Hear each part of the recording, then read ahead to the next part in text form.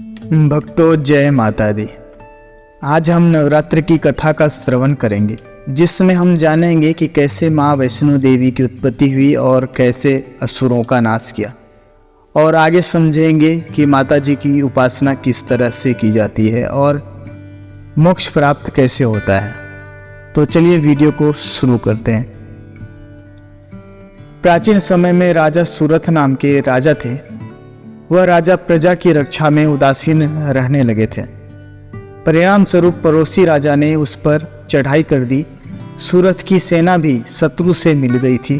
परिणाम स्वरूप यह हुआ कि राजा सूरथ की हार हो गई और वह जान बचाकर जंगल की तरफ भाग निकले। उसी वन में समाधि नाम का एक बनिया अपनी स्त्री एवं संतान के दुर्व्यवहार के कारण निवास करता था। उसी वन में बनिया समाधि और राजा सूरथ की भेंट हुई। दोनों का परस्पर परिचय हुआ। वे दोनों घूमते हुए महर्षि मेघा के आश्रम में पहुँचे। महर्षि मेघा ने उन दोनों के आने का कारण पूछा तो वे दोनों बोले कि हम अपने सगे संबंधियों द्वारा अपमानित एवं तिरस्कृत होने पर भी हमारे हृदय में उनका मोह बना हुआ है। इसका कारण क्या है? तब महर्षि मेघा ने उन्हें समझाया कि मन शक्ति के अधीन होता है और आदि शक्ति के अविद्या और विद्या दो रूप है। विद्या ज्ञान स्वरूप है और अविद्या अज्ञान स्वरूप। जो व्यक्ति अविद्या अर्थात अज्ञान के आदि कारण रूप में उपासना करते हैं, उन्हें वे विद्या स्वरूपा प्राप्त होकर मोक्ष प्रदान करती है। इतना सुन राजा सूरथ ने प्रश्न किया, हे महर्षि, देवी कौन है? उसका जन्म कैसे हुआ? महर्षि बोले, आप जिस देवी के विषय में पूछ रहे हैं वह नित्य स्वरूपा और विश्वव्यापिनी है। उसके बारे में ध्यानपूर्वक सुनिए। कल्पांत के समय विष्णु भगवान क्षीर सागर में अनंत शैया पर शयन कर रहे थे। तब उनके दोनों कानों से मधु और कैटव नामक दो दैत्य उत्पन्न हुए। वे दोनों विष्णु की नाभि कमल से उत्पन्न ब्रह्मा जी को मारने दौड़े। ब्रह्मा जी ने उन दोनों राक्षसों को देखकर विष्णु जी की शरण में जाने की सोची, परंतु विष्णु भगवान उस समय सो रहे थे। तब उन्होंने भगवान विष्णु को जगाने हेतु उनके नयनों में निवास करने वाली योग निद्रा की स्तुति की। परिणाम स्वरूप अधिष्ठात्री देवी विष्णु भगवान के नेत्र, नासिका, मुख तथा हृदय से निकलकर ब्रह्मा जी के सामने उपस्थित हो गई। योग निद्रा के निकलते ही विष्णु भगवान उठकर बैठ गए। भगवान विष्णु और उन राक्षसों में 5000 साल तक युद्ध चलता रहा।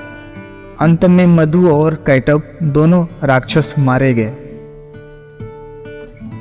ऋषि बोले, अब ब्रह्मा जी की स्तुति से उत्पन्न महामाया की वीरता तथा प्रभाव का वर्णन करता हूँ, उसे ध्यानपूर्वक सुनो।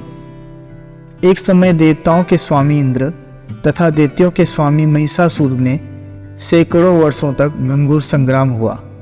इस युद्ध में देवराज इंद्र की पराजय हुई और महिषासुर इंद्रलोक का स्वामी बन बैठा। अब देवतागण ब्रह्मा के नेतृत्व में भगवान विष्णु और भगवान शंकर की शरण में गए। देवताओं की बातें सुनकर भगवान विष्णु तथा भगवान शंकर क्रोधित हुए। भगवान विष्णु के मुख तथा ब्रह्मा जी और शिव जी तथा इंद्र आदि के शरीर से एक तेज पुंज निकला, जिससे समस्त दिशाएं जलने लगी और अंत में यही तेज पुंज एक देवी के रूप में परिवर्तित हो गया।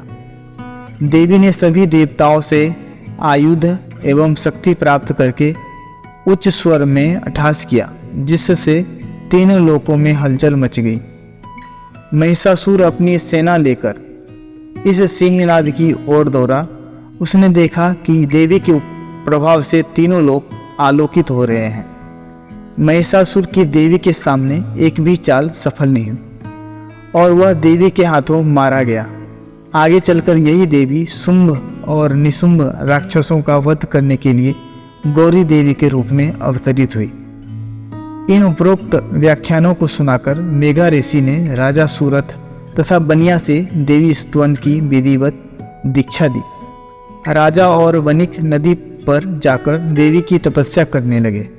3 वर्ष तक घोर तपस्या करने के बाद देवी ने प्रकट होकर उन्हें आशीर्वाद दिया।